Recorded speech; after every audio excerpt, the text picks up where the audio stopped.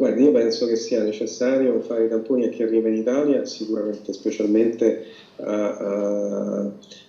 diciamo, a coloro che chiedono asilo, perché chiaramente hanno una storia di viaggi assolutamente non controllabile e non rintracciabile, quindi sono per definizione persone a rischio che hanno passato lungo tempo in promiscuità con tantissime persone di provenienza diversa, quindi per definizione in una situazione di pandemia sono persone a rischio, quindi andrebbe fatto sicuramente il controllo a tutti.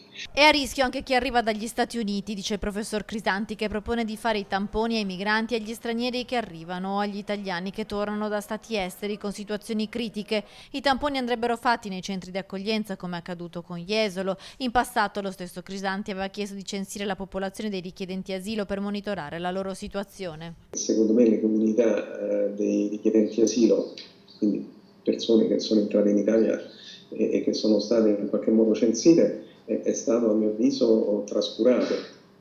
Noi avevamo proposto già il 30 marzo di iniziare a screenare questa popolazione e poi non è successo nulla. Non bisogna abbassare la guardia né dare messaggi contraddittori, ribadisce Crisanti. Mascherine e distanziamento sociale ci hanno aiutato a ridurre i contagi, non possiamo ora vanificare questo sforzo. Il rischio si nasconde sicuramente tra le persone che giungono in Italia da aree in cui la trasmissione è particolarmente attiva, quindi a queste persone più che la quarantena a mio avviso bisognerebbe fare i tamponi subito, perché la quarantena, come abbiamo visto, è difficilmente implementabile e controllabile.